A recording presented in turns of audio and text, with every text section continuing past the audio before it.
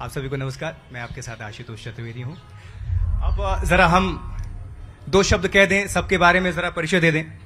शमा शर्मा जी के लिए बता दें आपको, हिंदी साहित्य में स्नातकोत्तर हैं, पत्रकारिता में डिप्लोमा और साहित्य पत्रकारिता में शोध की उपाधिकारी, पत्रकार और संपादक शमा शर्मा जी की 35 से भी अधिक पुस्तकें प्रकाशित हो चुके हैं। जोरदार तालियां। इनमें 15 बाल उपन्यास, 12 बाल कहानी संग्रह शामिल हैं। उपन्यास, लेख, कहानी संग्रह, स्त्री विमर्श और संपादन आपका प्रिय क्षेत्र है। बोलने को मैं ऐसे भी बोल सकता था, लेकिन इतनी ज्यादा इनकी उपलब्धियां हैं कि उसको लिखना जरूरी था। इसमें आपका प्रिय क्षेत्र है नेम प्लेट, काला कानून, कस्बे की लड़की, thank you Saddam Hussain, love stories, रास्ता छोड़ो डार्लिंग, लड़की जो देखती पलटकर जैसे कहानी संग्रह हैं, और बहुत कुछ है। अभी आगे बात करेंगे। दिव्य रमेश जी के बारे में हम कह दें, आकाश चीख नहीं सकता, आकाश चीख नहीं सकता, हम चीख सकते हैं आकाश में। बहुत गहरा है। तालियां अगर समझ पाए तो, मतलब सब समझ रहे हैं। समझा दिया। हाँ, आगे अभी आपको डिटेल्स और देंगे। और अब डॉक्टर शकुंतला कालरा जी के बारे में जरा बता दें। सबके बारे में तैयारी इसलिए करनी पड़ी, ये सब महान हस्तियां हैं, जहां आपके मंच पर अगर आती हैं सीखने को बहुत मिलता है। अब जरा नजर डालिएगा एक लाइन में। MA, MLitt, PhD, DLitt, Punjabi भाषा में डिप्लोमा, पत्रकारिता में डिप्लोमा, ज्योतिष प्रवीण, ज्योतिष विशारद, ज्योतिष शोध कार्य और बाल साहित्य के प्रमुख हस्ताक्षरों में से एक डॉक्टर शकुंतला कालरा ने आलोचना, विनय पत्रिका, कथ्य एवं शिल्प, मध्ययुगीन हिंदी कविता में निर्गुण सगुण तत्व समन्वय, बाल साहित्य का स्वरूप और रचना संसार पर अपने शोध और आलोचनाकार से बहुत पहचान बनाई है। कुछ छूट गया हो तो मैम पूरा कर दीजिएगा। जोरदार तालियों के साथ अभिनंदन। मैम कहां से शुरू करें? दिविक सर आपसे शुरू करते हैं। अच्छा, जब भी कोई सेशन शुरू होता है तो मैं बहुत थोड़ा आराम से कैजुअल रखना चाहता हूं, ताकि वो बहुत आसानी से लोगों तक पहुंच जाए। मेरा पहला ही सवाल, क्योंकि हमने नाम भी बड़ा चुनकर रखा है, बहुत ही शानदार, एक बार फिर से आप लोग नोट कर लीजिएगा इसका। बदलते दौर में बाल साहित्य, बदलते दौर में बाल साहित्य। दिविक सर, अब आज जब इलेक्ट्रॉनिक्स की दुनिया है, जब गैजेट्स, मोबाइल, रील्स, इन सब की दुनिया है, उसमें आप बाल साहित्य को कहां देखते हैं?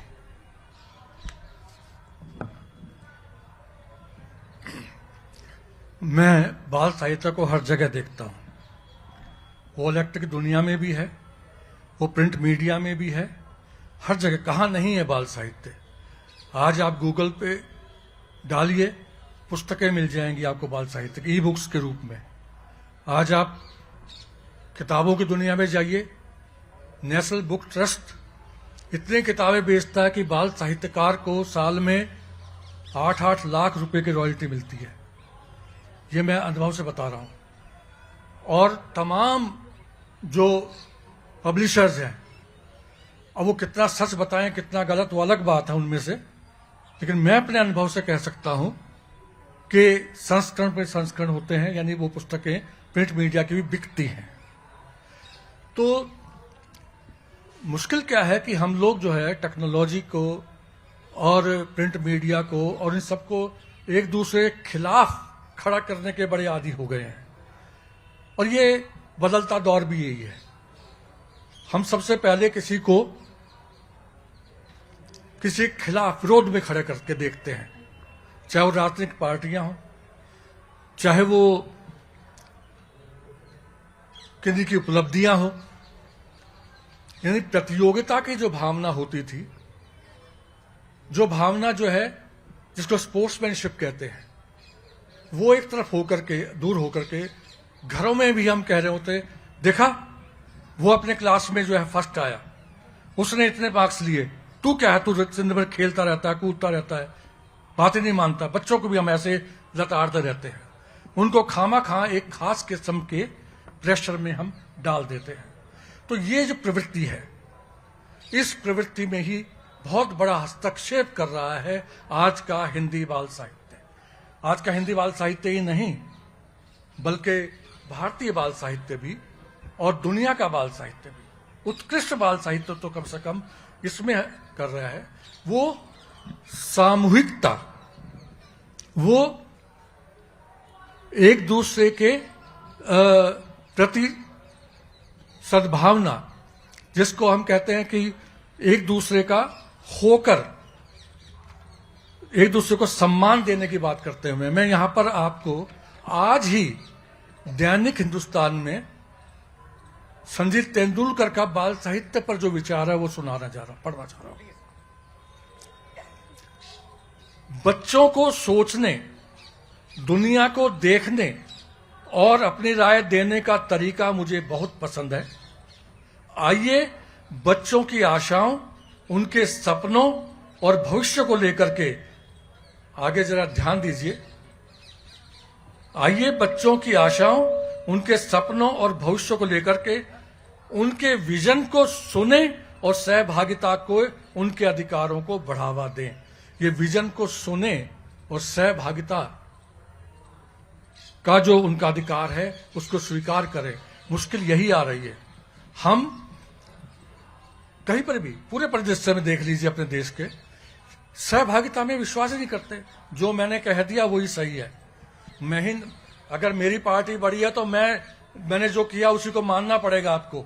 मैं आपसे चर्चा भी नहीं करना चाहता। खाता ना भाई, हमने जो कही वही सही। वही सही, यानी दूसरे विपक्ष के लोग रोते रह जाते हैं कि हमारी बात ही नहीं सुनी। अरे भाई, हमें भी सुन लेते, हमारे विचार भी ले लेते। नहीं, जनता ने हमें कहा, यही सब जगह हो रहा है। उसी में हस्तक्षेप कर रहा आज का बाल साहित्य। देखिए, बच्चा जो है, इन्होंने दो बात जो कही है, मैं तो बार बार लिखता रहा हूं इस चीज को। बच्चा केवल सुनने के लिए नहीं है, बच्चे को आज का बाल साहित्य आवाज दे रहा है। आज का बच्चा जो है वो भी अपनी बात कह सके, ये उसका अधिकार है। इस अधिकार को तमाम लोगों ने माना है, अच्छे चिंतकों ने। और इसके साथ ही बच्चे को भी सहभागी बनाइए। और उसके लिए सहभागी कब बनाएंगे? जब बच्चे को आप दोस्त मानेंगे, मित्र मानेंगे। इसीलिए हमारे यहां पूरे चिंतन में दो शब्द चलते हैं, चाहे हम सामान्य रूप में कुछ भी उसका प्रयोग करते रहें। जब आप कहते हैं मैं बच्चों के लिए लिखता हूं, उसका एक नया पाठ आ गया है। बच्चों के लिए मत लिखिए, बच्चों का लिखिए। दोनों में बहुत अंतर है। के लिए जब आप लिखते हैं तो बच्चे से अपने आप को अलग कर लेते हैं और ये सोचते हैं कि मुझे ही सब कुछ आता है, ये बच्चा तो बेकार, इसको मुझे सुनाना ही है, इस पर मुझे थोपना ही है। जो मैं हूं वही सही है। अगर मैं अपने दोस्त के साथ बात करूंगा तो बच्चे से कहूंगा, जाओ ये मोबाइल पकड़ो और अपना देखो, अपनी जान ऐसे छुड़ाता हूं। नहीं, बच्चा कुछ कहना चाहता है, बच्चा कोई प्रश्न है, बच्चे की जिज्ञासा है, उसको एड्रेस करना पड़ेगा आपको। ये बच्चे का अधिकार है। तो बालक जो है उसका साहित्य जो लिखते हैं वही सर्वश्रेष्ठ साहित्य भी होता है। बच्चे का साहित्य आप लिखते ही तब है जब बच्चों की दुनिया का आप आत्मसात होते हैं, वही हो जाते हैं। और इसके साथ मैं जोड़ दूं कि आप उपदेश नहीं देते, लेकिन इसका अर्थ यह नहीं कि आप उनको, बच्चों को अपने अनुभव से परिचित नहीं कराते।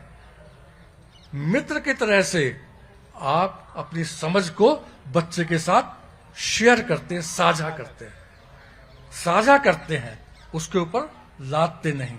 तो ये जो आज का जो दौर है, उस दौर में से ये बातें निकल करके आ रही हैं। आपने प्रश्न इससे किया, लेकिन मैं ये चाहता था, मुश्किल क्या है कि हम चिंतन बातचीत तो बहुत करते हैं, लेकिन मुझे नहीं पता आप में से बाल साहित्य को पढ़ने वाले कितने हैं।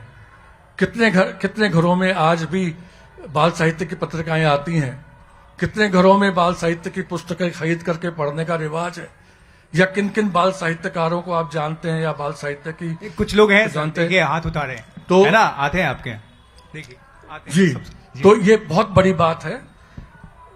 मैं तो कम से कम अगर इस कार्यक्रम में आया हूं तो मेरा एक ही मकसद ये भी है कि आज का जो बाल साहित्य, मैं हिंदी का हूं इसलिए हिंदी की बात ज्यादा कर रहा हूं, हिंदी का जो उत्कृष्ट बाल साहित्य है उससे आप अगर परिचित होंगे तो आप निश्चित रूप से मानेंगे कि आज का बाल साहित्य बुनियादी तौर पर बच्चों के लिए होते हुए सबका होता है। इसलिए मैं बार बार कहता हूं, बाल साहित्य किसी एक आयु वर्ग तक सीमित नहीं है। आज का बाल साहित्य बड़ों को भी सुसंस्कृत कर सकता है। और आज के बाल साहित्य में वो गुण है कि वो जो है एक साथ बड़ों के को सोचने का भी की सामग्री दे सकता है और छोटों को भी। जैसे मैं आपके सामने सिर्फ 2 कविताएं छोटे छोटे रखता हूं शेरजंग गर्ग की, आप देखिएगा। कविता गधा। गधा जानवर बड़े काम का, गधा जानवर बड़े काम का, जीवन जीता पर गुलाम का, सबसे ज्यादा मेहनत करता, धोबी के डंडे से डरता, फिर भी कहते लोग गधा है, सीधेपन की यही सजा है। आप ये देखिए कि ये कविता बच्चे को तो मजा दे रही है, लेकिन यहां पर बड़ा जब इसको पढ़ेगा तो इसके अपने पाठ के लेते हुए कहीं से कहीं पहुंचा देगा। बस एक छोटी कविता इनकी और, न्यारी गाय बहुत प्रसिद्ध कविता है इनकी, आप देखिए विडंबना। कितनी भोली कितनी प्यारी, सब पशुओं में न्यारी गाय, सारा दूध हमें दे देती, आओ इसे पिला दे चाय। आप जरा सोचिए, ये क्योंकि बाल कविता है तो बुनियादी तौर से बच्चों के लिए, बच्चों की समझ में आने वाली है, लेकिन बड़ा इसको पढ़ेगा तो कहां ले जाएगा। हम सब जानते हैं जो किसानी जीवन से परिचित हैं या जो गाय भैंस के दूध खरीदते हैं कि दूध बेचने का वश चले तो शुरू शुरू में बछिया बछड़े को जो थोड़ा सा वो थन चुसवाते हैं ना ताकि वो दूध दे दे, उसको भी ना चुसवाएं, बेच दे। ये बाजार है। सारा दूध हमें दे देती, आओ इसे पिला दे चाय। अगर इसको बड़ा पढ़ेगा तो इसके कहां तक इसके अर्थ ले जा सकता है। मित्रों, इसी प्रकार से मैं एक और कविता आपके सामने रखता हूं और आप देखिए। मचा हुआ है हल्ला गुल्ला, मचा हुआ है हल्ला गुल्ला। इसको सबसे पहले बच्चा अपने ढंग से इसको पढ़ेगा, समझेगा, और बड़ा अपने ढंग से। अब बच्चा बोल रहा है, सच सच बतलाना मां मुझको, सच सच बतलाना मां मुझको, क्या चुनाव आने वाले हैं। मचा हुआ है हल्ला गुल्ला, क्या चुनाव आने वाले हैं। ये बच्चा कह रहा है। मां अपनी झोपड़ पट्टी भी साफ सूफ हो जाएगी ना, मां अपनी झोपड़ पट्टी भी साफ सूफ हो जाएगी ना, थोड़ा पानी थोड़ी बिजली अपने भी घर आएगी ना। मुझको तो मां अच्छा लगता, मुझको तो मां अच्छा लगता, जब चुनाव मेरे घर आते, चुनाव वाले अंकल आंटी नन्नू को जब गोद उठाते। क्या बात, क्या बात। देख रहे हैं आप विडंबना।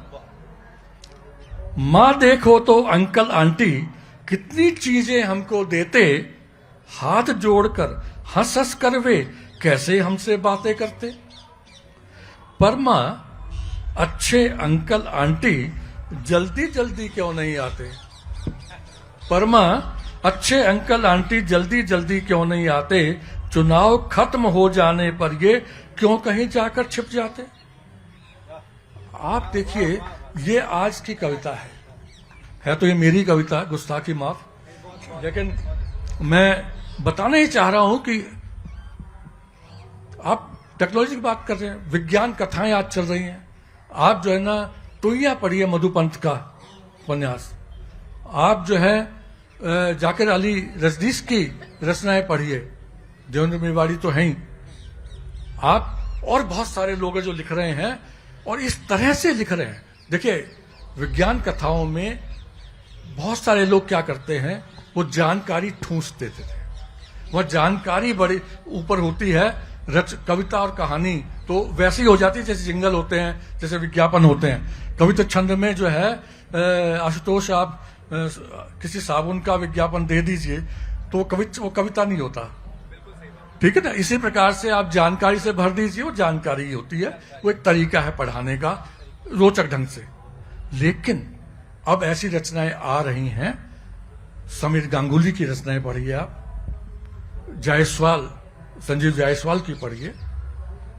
ये तो मैं उनकी बात कर रहा हूं जो, क्योंकि आपने वैज्ञानिक की बात कही, लेकिन हमारे पास ही बैठ रही हैं पर्यावरण पर शेर गायब हो रहा है, इसको लेकर के क्षमा ने बहुत अच्छी रचना लिखी है। आप शुक्ला कालरा, जहां पर इस तरह की रचनाएं आपको पढ़ने को मिलेगी। आज बच्चा जो है, जो भूमिका, मैं अपनी बात खत्म करूंगा क्योंकि आपको और प्रश्न करने हैं और बीच में और बात आएगी तो बहुत बताऊंगा। आज बच्चा जो है, उसको भूमिका, आज का बाल साहित्य जो है वो कुछ वैसी दे रहा है जैसे पहले नाना नानी या दादा दादी की होती थी।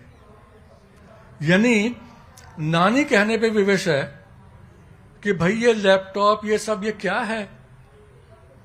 चिट्ठियां जो है वो पहले आया करती थी, अब कैसे हम ये देखें, क्या करें।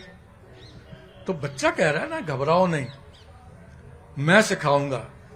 तो नानी अपने उसी रूप में कहती है, तू क्या सिखाए, तो दिन भर शैतानी करता है, इधर उधर घूमता। कहता नहीं नानी, मैं सिखाऊंगा। सचमुच आज के बच्चे की जो तैयारी है वो बहुत ज्यादा है। मैं तो देखता हूं, मैं खुद भी देखता हूं इतना कुछ सीखने के बाद भी, कि मेरी नातिन आती है, थोड़ी देर में कहती लाओ मुझे दो ये मोबाइल, आपसे ठीक नहीं होगा, और 2 मिनट में ठीक करके चलती बनती है। तो ये जो चीज है, आज का साहित्यकार जब तक इन चीजों को नहीं समझता, बच्चों के बीच नहीं रहता, केवल किताबी लिखने से बात नहीं है। तो आज का उत्कृष्ट साहित्य बच्चों के साथ अधिक से अधिक रहना पसंद करता है, उनके मनोविज्ञान को समझता है, और फिर जो है वो लिखता है। धन्यवाद, बहुत बहुत धन्यवाद, जोरदार तालियां। अभी तो सिर्फ शुरुआत है, क्षमा शर्मा मैम, लेकिन दोनों पहलू पर चर्चा होनी चाहिए। क्या, इसी से जोड़ देता हूं, बाल साहित्यकार बच्चों के मन की बात को समझ पा रहे हैं? क्या उस हिसाब से अब हो पा रहा है? यह भी देखना पड़ेगा।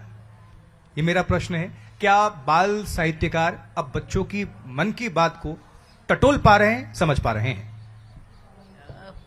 शुक्रिया आशुतोष और दिविक जी और शकुंतला जी और आप सब। ये मन की बात समझने का पैरामीटर क्या है?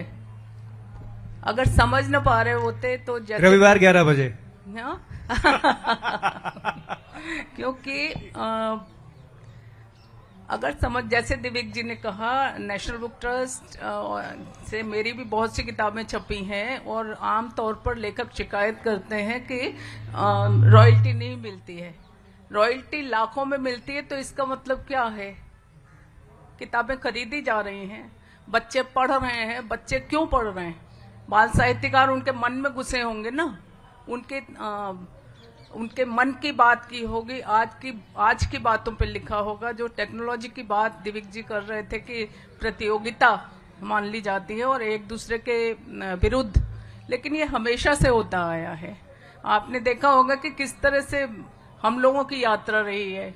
जो अभी दिविक जी के साथ ही मैं एक रेडियो प्रोग्राम में थी, तो कैसे हम लोगों की यात्रा थी कि तख्ती से पढ़ते थे, उस पर खड़िया से लिखा जाता था, फिर स्लेट और चौक आ गया, उसके बाद स्याही होल्डर और वो कॉपी आ गई, फिर पेन आ गए, फिर बॉल पेन आ गए, फिर माउस आ गया, और माउस भी भाग के अब लैपटॉप आ गया, और आगे आर्टिफिशियल इंटेलिजेंस क्या करने वाली है हम नहीं। मुझे लगता है नहीं कि वो स्याही वाले से किसी ने लिखा भी होगा, शायद एक आध मिल जाए। किसी ने लिखा स्याही, वो कौन सी कलम आती थी, दवात वाली कागज? हाँ, सरकंडे की कलम, सरकंडे वाली, नरकुल की कलम, 2-3 हमने भी उसी से पढ़ा है। तो वो टेक्नोलॉजी आती है तो चीजें बदलती हैं, और पूरी दुनिया में नई चीजों को लेकर सवाल उठाए जाते हैं जो ठीक भी हैं। और जैसे अभी मैं प्रसून जोशी जी को सुन रही थी, तो वो कह रहे थे कि भाई बच्चों की परवरिश नेट और स्क्रीन के भरोसे मत कीजिए। यह मुझे भी लगता है, क्योंकि ऑस्ट्रेलिया, अभी आपने पढ़ा होगा, ऑस्ट्रेलिया कानून बना रहा है कि बच्चे 16 साल तक के बच्चे सोशल मीडिया पे नहीं आएंगे। नॉर्वे माता पिता को पनिश करेगा अगर सोशल, क्योंकि एक वजह ये है कि बच्चों, माता पिता भी यहाँ तो रील छाप रहे हैं, सॉरी, यहाँ तो माता पिता ही रील छाप रहे हैं। हाँ, अभी एक खबर आपने नामकरण हो गया है, रीलेश्वर। अभी आपने खबर पढ़ी होगी कि माता पिता जो हैं अपने बच्चों को मॉडल बनाने के लिए क्या क्या कर रहे हैं और उसकी वजह से कितने बड़े बड़े फ्रॉड का शिकार भी हो रहे हैं। तो मैं ये कहना चाहती हूँ कि बाल साहित्यकार बच्चों के मन तक तो पहुंच रहे हैं, लेकिन बच्चों के माता पिता जो बच्चों के लिए पुस्तकों के खरीदार होते हैं वो भी बाल साहित्यकारों तक पहुंचे, उनकी पुस्तकों तक पहुंचे, क्योंकि नेशनल बुक ट्रस्ट से मान लो लाखों रुपए रॉयल्टी मिल भी गई कोई, क्योंकि सरकारी खरीद में भी बहुत सी पुस्तकें जाती हैं, लेकिन आम पब्लिशर से जो पुस्तकें छपती हैं वो कितनी बिकती हैं, कितने बच्चों तक पहुंचती हैं। पहले बहुत सारे पुस्तक मेले लगते थे, अब भी लगते हैं, साहित्य उत्सवों की बाढ़ ही आई हुई है, हम यहाँ आए हुए हैं तो इस चीज से जान सकते हैं।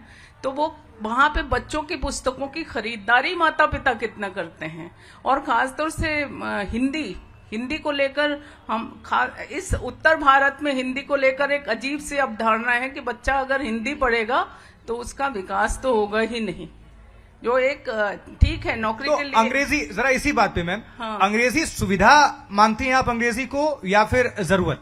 मैं जरूरत मानती हूँ, लेकिन मातृभाषा की कीमत पर नहीं। आप मातृभाषा भी जानिए, क्या बांग्ला भाषी लोग अंग्रेजी नहीं जानते हैं? क्या मलयालम वाले अंग्रेजी नहीं जानते हैं? क्या तमिल वाले अंग्रेजी नहीं जानते हैं? लेकिन हम हिंदी वाले, हमें शर्म भी नहीं आती है कि हम ऐसा करते हैं कि oh you know my Hindi is not that good. हम इसमें बहुत गौरव महसूस करते हैं। तो ये अपनी भाषा को लेकर इतना स्वाभिमान क्यों नहीं है कि हम हिंदी को भी एक आदरणीय उसमें देख सकें? हमारी भाषा है। मुझे तमिल से कोई नफरत नहीं है, मुझे मलयालम से, बांग्ला से, पंजाबी से, उड़िया से, किसी से नफरत नहीं है, लेकिन मुझे अपनी भाषा पर भी गौरव है।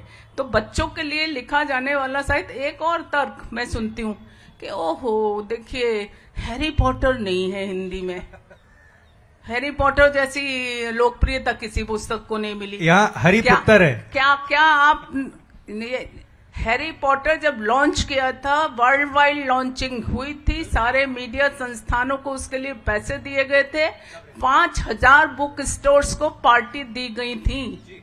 क्या हिंदुस्तान में किसी पुस्तक, और वो भी अगर बाल साहित्य की पुस्तक है, आपने ऐसा सुना? तो इसलिए तुलना करना बड़ा आसान होता है। और बाल साहित्य हाशिए पर इसका न वो आप यही देख सकते हैं कि इस हॉल में कितनी भीड़ है, कितने लोग सुनने वाले हैं। अभी वहां पे वो आप लोगों ने जिनको बुलाया है, नाम नहीं लेना चाहती मैडम को, जावेद और उर्फी जावेद मैडम, अभी देखिए वहाँ कितनी नहीं मैम, उसके पहले उर्फी कटा हुआ था आपने, जावेद अख्तर लगाई आगे। जावेद अख्तर तो आपके आते ही रहे हैं, लेकिन इस बार उनकी ज्यादा चर्चा हुई है। उनके आने से मुझे कोई दिक्कत नहीं, ना मुझे सवाल है, उनकी अपनी हैसियत है, लेकिन बाल साहित्य हाशिए पर है, वो क्यों है उसके लिए हम भी बहुत जिम्मेदार हैं। सब जगह बाल साहित्य दिखता है, लेकिन वो परोक्ष रूप में क्यों है, सामने क्यों नहीं आता? बहुत गंभीर और बहुत तंज भी, और इसमें बहुत कुछ था दोनों तरफ से, माता पिता भी, और अगर हम भी चाहते हैं कि हमारे बच्चे अगर किताबों की तरफ लौटे तो हमें भी किताब तो पढ़ना ही पड़ेगा। अगर कहते हैं कि सबसे ज्यादा बच्चे जो कॉपी करते हैं 0 से 6 साल में, अभी हम सुन रहे थे स्पीकर को, तो अगर मान लीजिए कि अगर हम रील बैठकर देख रहे हैं या कुछ भी हम एक्टिविटी कर रहे हैं तो हमारा बच्चा भी हमें कॉपी करता है। अगर हम पढ़ाई कर रहे हैं तो आकर वो भी पढ़ता है। डॉक्टर शकुंतला मैम, अब इससे मैं आगे ऐसे बढ़ा देता हूं कि बदलते समय के साथ, क्योंकि ये चर्चा जरूरी है, बदलते समय के साथ बाल साहित्य अपने आप को कितना बदल सका है अब तक, और इसको थोड़ा और जोड़ दें तो ऐसा क्या किया जाए कि जिससे बच्चे किताबों की तरफ लौटे, साहित्य की तरफ लौटे और थोड़ा और इसमें विकास हो। धन्यवाद आशुतोष जी। सबसे पहले तो मैं एक तरह से बधाई देना चाहती हूँ आज तक साहित्य को कि उन्होंने बाल साहित्य विषय लिया है, बाल साहित्य विमर्श को लिया है, क्योंकि अब तक आपने देखा होगा कहीं भी बाल साहित्य को नहीं लिया जाता और बाल साहित्य को दोयम दर्जे का बचकाना साहित्य कहा जाता है। और इसीलिए अभी बार बार चर्चा हुई है कि माता पिता भी बाल साहित्य को प्रेफरेंस नहीं देते। अब बचकाना है क्यों? मैं समझती हूँ कि उनका दृष्टि दोष है, उनको पता ही नहीं कि बाल साहित्य क्या चीज है। अगर आप देखो ध्यान से तो मैं कहना चाहूंगी कि बाल साहित्य बालक का संस्कार करता है, बालक का वो संस्कार करता है, बालक की सोच का विस्तार करता है, उसके व्यक्तित्व का निखार करता है। और अगर उसको बचपन से ही बाल साहित्य दिया जाता है, जैसे कि अभी इन लोगों ने कहा कि कितने माता पिता हैं, लोग कहते हैं बाल साहित्य की क्या भूमिका है बच्चों के व्यक्तित्व विकास में। बच्चों के चहुमुखी व्यक्तित्व विकास बहुत जरूरी है। आप जोर देते हैं पाठ्यक्रम की पुस्तकें पढ़े, हमारा बच्चा क्लास में फर्स्ट आए, उसका आगे तक कैरियर बने, उसका कैरियर भी बड़ा बन जाएगा, वो फर्स्ट भी आ जाएगा, लेकिन क्या वो एक अच्छा इंसान बन पाएगा? क्या वो एक अच्छा नागरिक बन पाएगा? बाल साहित्य की यही भूमिका है। जब बचपन से उसे दिया जाता है तो वो किस तरह से बच्चे का चहुमुखी विकास करता है। और अभी कहा कि क्या बाल साहित्यकार, तो बाल साहित्यकारों का भी प्रयास यही है कि देखिए, मैं जैसा कि अभी कहा कि बाल साहित्य की बहुत बड़ी भूमिका है, जिसपे मैं बात कर रही थी। बाल साहित्यकार की भूमिका तो है, लेकिन कितना बाल साहित्य पढ़ा जा रहा है, कितना बच्चों को प्रोवाइड किया जा रहा है। सबसे पहले तो उन्हें कौन प्रोवाइड करेगा? माता पिता करेंगे। आप देखिए, उनको आप महंगी से महंगी सुख सुविधा देते हैं, महंगे से महंगे मनोरंजन के साधन जुटाते हैं, महंगी से महंगी रेस्टोरेंट में ले जाते हैं, लेकिन आप उनको कितनी अच्छी पुस्तकें दिलाते हैं। आखिरी बार किताब की दुकान पर कब गए थे अपने स्कूल के अलावा? स्कूल की किताबों की बात नहीं कर रहा हूं, आप गई थी। इतने लोग हैं, हाथ अब जबरदस्ती मुझे लगता खड़े करेंगे अब, है ना?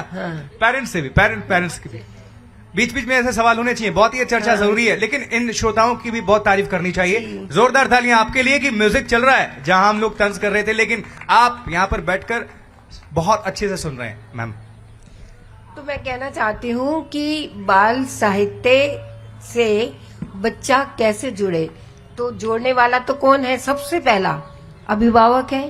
दूसरा अभिभावक जो है देखेंगे कौन सी पुस्तकें हैं, कैसी है, तो साहित्यकार का जो है एक तरह से धर्म है कि वो ऐसा साहित्य दे बच्चों को जिसमें बच्चों का मनोजगत हो, उनका इच्छा जगत हो, उनकी अनुभूतियां हो, उनके प्रश्न हो, उनकी उलझने हो, तभी तो वो उस कहानी को पढ़ करके प्रसन्न होगा। उसे लगेगा अरे ये तो मैं हूं इसमें। जो बच्चे के मन में उलझने होती हैं, अगर वो कहानी पढ़ करके उसमें एक तरह से उसको मार्गदर्शन मिलता है, तो बाल साहित्यकार की बाल साहित्य लिखने की क्या है, सार्थकता है। और अगर बच्चा उससे कोई संदेश नहीं लेता, बार बार एक प्रश्न उठता है कि बच्चों का जो साहित्य है वो मनोरंजक होना चाहिए, उसमें मनोरंजन तत्व की प्रधानता होनी चाहिए, बस उसमें उपदेश नहीं। मैं भी मानती हूँ उपदेश नहीं होना चाहिए उसमें बिल्कुल भी, क्योंकि घर में उपदेश माता पिता, स्कूल में उपदेश शिक्षक दें, बाल साहित्यकार भी अगर उपदेश देने लगे तो वो सबको नकार देगा। उसे यहाँ बैठो, वहां ना बैठो, ये करो, वो ना करो, ये बच्चों को अच्छा नहीं लगता। लेकिन बाल साहित्य की बहुत बड़ी भूमिका है इस अर्थ में, मनोरंजन उसका कर्म है, तो उसको प्रेरणा देना, उसको दिशा देना, उसको संदेश देना उसका धर्म है। ऐसा कि बच्चे जो है उसको ग्रहण करें। ऐसे नहीं कि लेखक सीधा ही उपदेश दिए जा रहा है, ऐसा नहीं होना चाहिए। वो ऐसी कहानी लिखे, ऐसी कहानी जब लिखता है कि कहीं छिलका केले का गिरा है और उसमें कोई एक स्त्री गिर पड़ती है और उसका फ्रैक्चर होता है और किस तरह से वो उसकी अवस्था होती है, तो जब वो बच्चा देखता है तो उसे कहने की जरूरत नहीं पड़ती, वो जिंदगी में कभी भी छिलका सड़क पे नहीं डालेगा, और यहाँ तक कि अगर छिलका पड़ा भी होगा तो उठा करके एक तरफ कर देगा। तो बच्चों को संदेश इस रूप में दीजिए, ना कि केले की छिलका सड़क पे नहीं डालते, इस तरह की बातें करके नहीं दीजिए। तो बच्चे का अभिभावक सबसे पहले, फिर बाल साहित्यकार। अब बाल साहित्यकार के जो विचार है वो तो निराकार है, उसको साकार रूप कौन देगा? प्रकाशक देगा। तो प्रकाशक जो है वो ऐसा साहित्य इस ढंग से तैयार करे, उसमें सुंदर चित्र हो, उसका आवरण पृष्ठ अच्छा हो, और उसके चित्रों से बच्चे जो है वो एक पूरी अंदर की कहानी को समझे और उनकी रुचि जागृत हो, और वो इस तरह से पढ़ने के लिए वो करें। लेकिन आज विडंबना क्या है? आज देखो, जो अभी कहा गया कि कितने सारा साहित्य लिखा जा रहा है, जब पता करो तो पता चलता है कि सारे लेखक जो है अपना पैसा दे करके पुस्तक छपवा रहे हैं। अब पैसा दे के जो पुस्तक छपवाई गई है तो आप उसका स्तर जो है सोच सकते हैं, सबको लेखक बनने का शौक है, तो प्रकाशक क्यों पैसे पर जोर दे रहा है? सिर्फ व्यवसायिक बुद्धि उसकी क्यों हो गई है? क्यों नहीं वो रचना पे जोर देता? ना तो रचनाकार का दबाव होना चाहिए, ना किसी राजनीतिक का दबाव होना चाहिए। रचना देखो, क्या जिनके लिए लिखी जा रही है क्या वो सही है, तब उनको जो है करना चाहिए। तो प्रकाशक का भी एक दायित्व है, माता पिता अभिभावक के साथ और इनके साथ उनका एक दायित्व है, और ये साझी जिम्मेवारी है हम सब की कि हम उसको ऐसा साहित्य दें, और ना कि इस रूप में दें कि वो शिक्षा हो। हालांकि देखिए, मनोरंजन तो मैं कहूंगी कि मदारी भी करता है, मदारी द्वारा भी मनोरंजन होता है। देखा होगा बचपन में हम लोग बंदरिया का नाच, तब तो भालू वाला है, अब तो नहीं है भालू, तो मनोरंजन तो वो भी करते हैं। फिर क्या फर्क हो जाएगा बाल साहित्य में और उनके मनोरंजन में, है ना? तो हमारे मैथिली शरण गुप्त राष्ट्र कवि हुए, तो वो ये कहते थे कि केवल मनोरंजन न कवि का कर्म होना चाहिए, उसमें उचित उपदेश का भी कुछ मर्म होना चाहिए। उपदेश जो है उस अर्थ में नहीं, जैसा कि मैंने अभी कहा, वो एक संदेश हो। जब बच्चा रचना पढ़े और वो उठे तो उसके भीतर एक क्रांति आ जाए, क्रांति सी आ जाए, वो न रहे जो वो पहले था। तो ये होता है बाल साहित्य का उद्देश्य, और बच्चों के लिए जो लिखा जाए उसमें बच्चे हों, उनका मनोजगत हो, उनकी इच्छा जगत हो, और तभी बच्चा जो है उसको स्वीकार करेगा। और जैसा कि कहा कि कैसा लिखा जाना चाहिए, इसका जो मैं बता रही हूँ वो ये है कि देखिए, पहले हमारे यहाँ अभी भी है, लिखी जा रही हैं परी कथाएं, जादू की कथाएं, और ये आपकी जो भूत प्रेत की कथाएं हैं, तो ये पहले भी लिखी जा रही थी, आज भी लिखी जा रही है। लेकिन बच्चा जो है, आज का जो बच्चा है, आज का बच्चा जो है, हम सब लोग जानते हैं कि उसका बौद्धिक विकास जो है बहुत ज्यादा हो चुका है, आईक्यू उसका बहुत ही विकसित हो चुका है, तो वो तार्किक है, उसकी सोच वैज्ञानिक है। अगर आप उसको कोई भी कपोल कल्पित कहानी दे देंगे और उसका मन बहला देंगे तो ऐसा नहीं होगा। वो विश्लेषणवादी है, वो उस चीज का विश्लेषण करेगा। इसीलिए बाल साहित्यकार को चाहिए कि कोई भी उसे ऐसी चीज ना दे जिसका कोई आधार नहीं है, जो निर्मूल है, जो केवल कल्पना पर आधारित है, जिसका कोई अस्तित्व नहीं है। तो बाल साहित्य जो उनको दिया जाए, क्योंकि अंतिम लक्ष्य तो बाल साहित्य का यही है कि बच्चों का चहुमुखी विकास हो, उनके व्यक्तित्व का आत्मिक विकास हो, उनका मानसिक विकास हो, उनका बौद्धिक विकास हो। सिर्फ देखिए, अगर वो जिसे कहते हैं कि अच्छी ये पढ़ करके कोर्स की किताबें और ये सारा पढ़ के, जैसा कि मैंने पहले भी अभी कहा है कि आप उसको एक वो कैरियर तो दे सकते हो, और वो लाखों और करोड़ों का पैकेज भी ले सकता है, लेकिन क्या वो अपने माता पिता को देख रहा है? वृद्धाश्रम में क्यों है? आज क्यों है? क्यों आप ही ने एक बार शमा जी ने मुझे ये बात कही थी कि हम ही पंख चमकाते हैं उनके बच्चों के और हम ही उसको विदेश भेजते हैं। लेकिन विदेश भेजना या पंख चमका के उनको पढ़ाना कोई बुरी बात नहीं है, लेकिन वो वहां जाकर के क्यों भूल जाते हैं? इसका कारण क्या है कि हमने जो उनको संस्कृति दी है, इसका मतलब कहीं हमारे में चूक हुई है।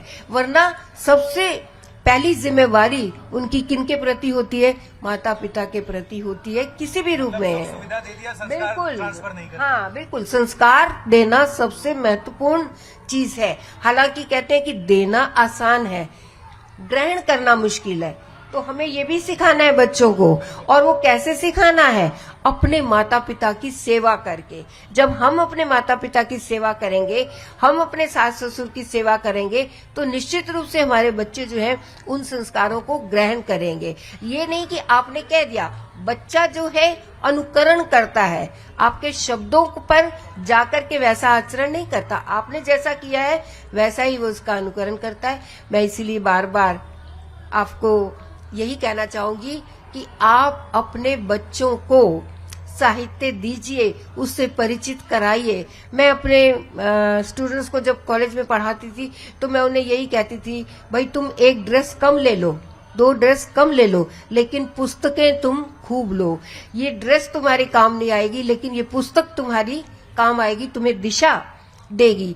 तो हमें भी चाहिए कि हम, हालांकि मैं समझती हूँ कि अब वो स्थिति नहीं रही है जिस जमाने में हम थे, जो कहा कि तख्ती और वो, हम लोग सचमुच उस पे बैठ करके, टाटों पे बैठ करके हम लोग पढ़े हैं। आज बच्चों को हर सुविधा है।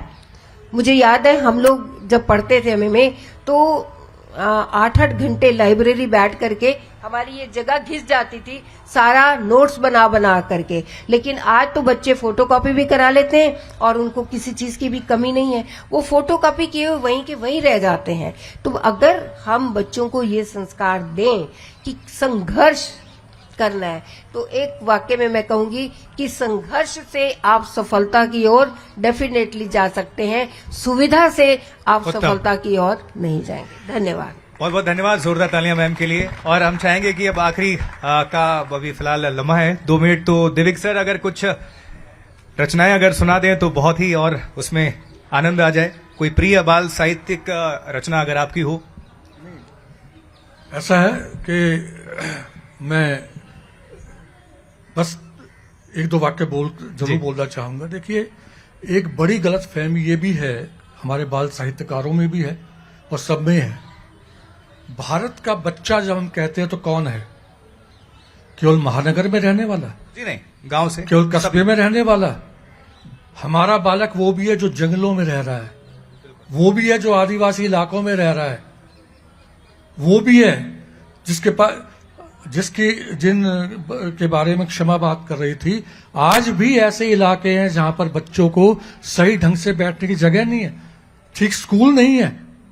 आप तो स्कूल की बात कर रहे हैं, जरा हम उस लाइन में रहे हैं एजुकेशन की, तो हम यूजीसी की तरफ से जाते थे कॉलेजेस को वो करने के लिए, अप्रूव करने के लिए।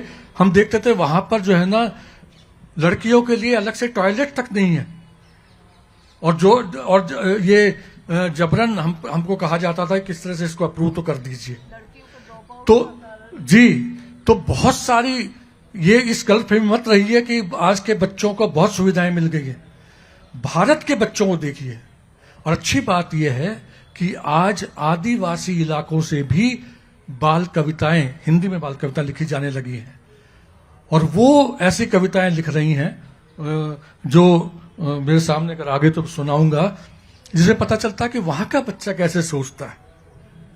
मुश्किल क्या है कि हमारे बाल साहित्यकार ज्यादातर एक खास जगह रह करके ही सब कुछ लिख लेना चाहते हैं। पहले की तरह से जिस समय का हम वर्णन करते थे, भक्ति काल का, वो पता नहीं कहाँ कहाँ जाते थे और अनुभव लेते थे। तो आज अब जैसे मैं मान लीजिए एक कविता आपके सामने रखता हूँ, कविता मुझे लगता है कि सेशन के लिए और समय देना चाहिए था, लेकिन हमारे पास सिर्फ 3 मिनट का वक्त है। हाँ, कोई बात नहीं। जैसे आज भी ऐसा परिदृश्य है जो इस कविता में आया है, और ये कविता है आज के उभरते हुए बहुत अच्छे कवि की, प्रदीप शुक्ल है उनका नाम। गुल्लू का कंप्यूटर। आप जो यहां महानगर में बैठे उनको ये विचित्र लगेगी, लेकिन जहां से ये कविता आई है वहां की मानसिकता देखिए। गुल्लू का कंप्यूटर आया, पूरा गांव देख मुस्काया। दादी के चेहरे पर लाली, ले आई पूजा की थाली। गुल्लू सबको बता रहा है, लाइट कनेक्शन सता रहा है।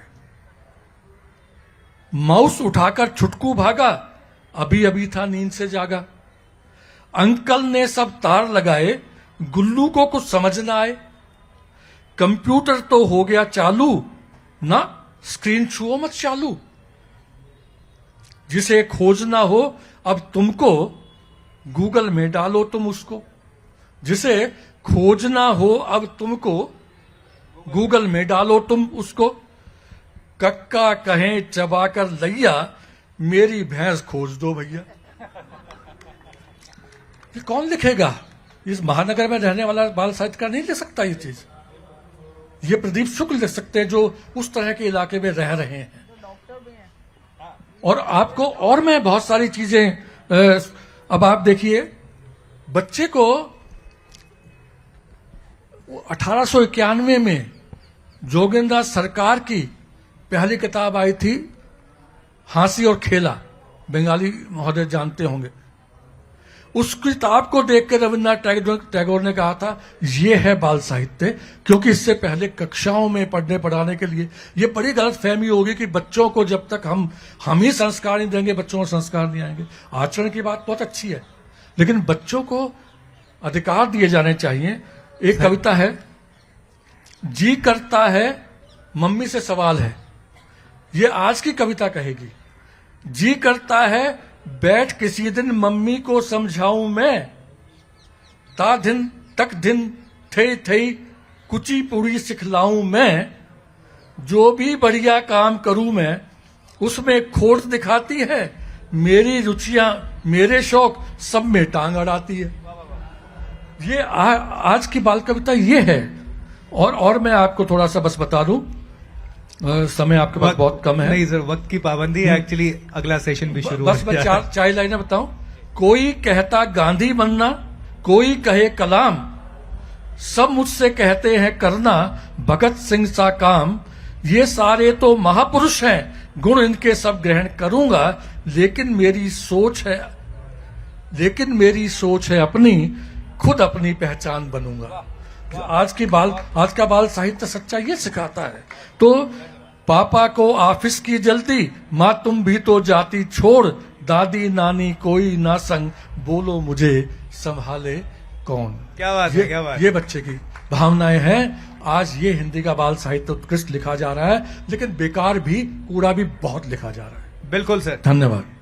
देविक रमेश जी के लिए जोरदार तालियां। मैम शमा शर्मा जी के लिए बहुत बहुत तालियां जोरदार।